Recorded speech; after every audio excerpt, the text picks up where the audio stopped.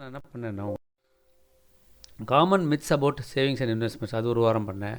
Basic terms and used in stock market பண்ணேன். B.Sc and NSC stock பண்ணேன். என்னென்ன details எப்படி நம்ம ஆப்பர்ச்சுனிட்டிஸ்லாம் யூஸ் பண்ணிக்கலான்னு பண்ணேன். பிரின்சிபல்ஸ் ஷேர் மார்க்கெட் பிரின்சிபல்ஸ் எப்படி ஃபாலோ பண்ணணும்னு பண்ணேன். டைப்ஸ் ஆஃப் ட்ரேடிங் ப்ரைமரி மார்க்கெட்னா என்ன, செகண்டரி மார்க்கெட்னா என்ன, எஃப்டிக்கும் ஸ்டாக் மார்க்கெட்டில் உள்ள இன்வெஸ்ட்மெண்ட்டுக்கும் என்ன டிஃப்ரென்ஸ், கெயின்ஸ் என்னென்னா. ஸோ இன்வெஸ்ட் பண்ணால் நம்மளுக்கு ஷேர் மார்க்கெட் போனால் என்னென்ன கெயின்ஸ்லாம் கிடைக்கும், ப்ரைஸ் ஏன் ஷேர் மார்க்கெட்டில் ஏறி இறங்கிட்டே இருக்குது, அதனோட ரீசன்ஸ்லாம் என்ன, அதே மாதிரி சேஃப் டிப்ஸு எப்படி வாங்கலாம், எப்படி விற்கலாம், அந்த மாதிரி டீட்டெயில், கம்பெனி டீட்டெயில்ஸ் எல்லாமே கொடுத்துட்டு இருந்தேன். அந்த வரிசையில் இன்றைக்கி நான் என்ன சொன்னேன்னா நெக்ஸ்ட் வந்து பெனிஃபிட்ஸ், அதனோட பெனிஃபிட்ஸை பற்றி இன்றைக்கி பேசலான்னு இருக்கேன். பெனிஃபிட்ஸ்னு வரும்போது உங்களுக்கு தெரியும், எந்த ஒரு நம்ம காரியம் எடுத்தாலும் கண்டிப்பாக அது மூலமாக ஒரு கட்டாயமாக நம்மளுக்கு ஒரு பெனிஃபிட் வேணும். அந்த பெனிஃபிட் இல்லாமல் நம்ம எந்த காரியம் செஞ்சாலும் அது வந்து நம்மளுக்கு சரியாக வராது. ஸோ அப்போ பெனிஃபிட் இல்லாமல் ஏதாவது ஒரு காரியம் எடுப்போமா, இருக்க மாட்டோம் இல்லையா, சேம் திங் தான். அப்போது possibility of increase in value of share அப்படின்னும்போது என்னென்னா, சப்போஸ் நீங்கள் ஒரு கம்பெனி வாங்குறீங்க,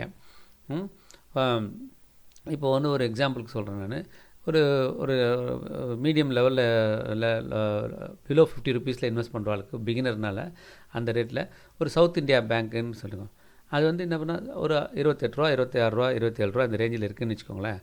ஸோ இப்போ நீங்கள் அதை போய் வந்து வாங்குறீங்கனாக்கா அந்த 26 ரூபா வாங்கினது வந்து அப்படியே இருக்காது. ஒரு வருஷம் கழிச்சு பார்த்தீங்கன்னா ஒரு 32 ரூபா 36 ரூபா அந்த ரேஞ்சில் இருக்கலாம்.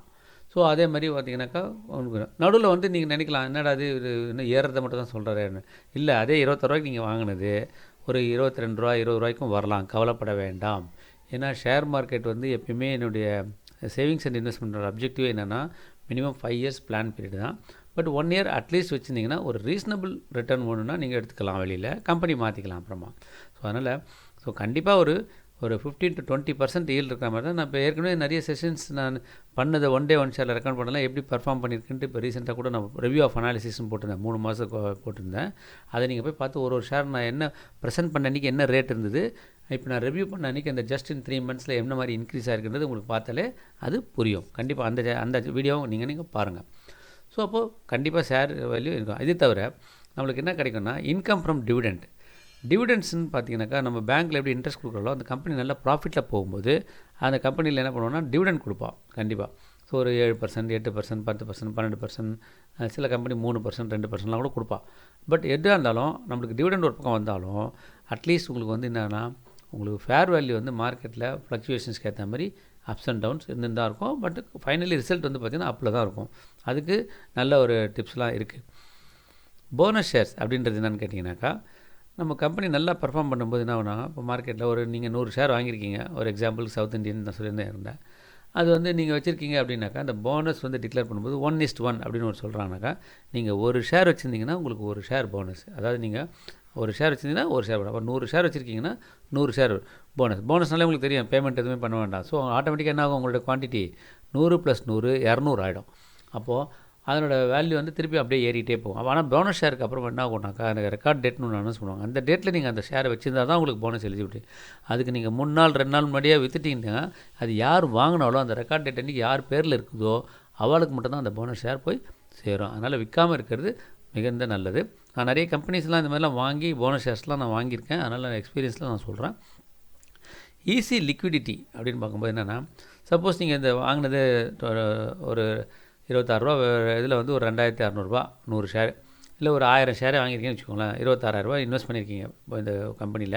டிஃப்ரெண்ட் ரேட்டில் வாங்கியிருக்கீங்க, 26 ரூபாயில், 25 ரூபாயில், 25 ரூபா 50 பைசாவில், 25 30 பைசாவில், 100 ரூபா குருவி சேர்க்குற மாதிரி சேர்த்து வச்சுருக்கீங்க. 1000 ஷேர் ஆகிடுச்சு. 1000க்கு 1000 போனஸ் கொடுக்குறான்.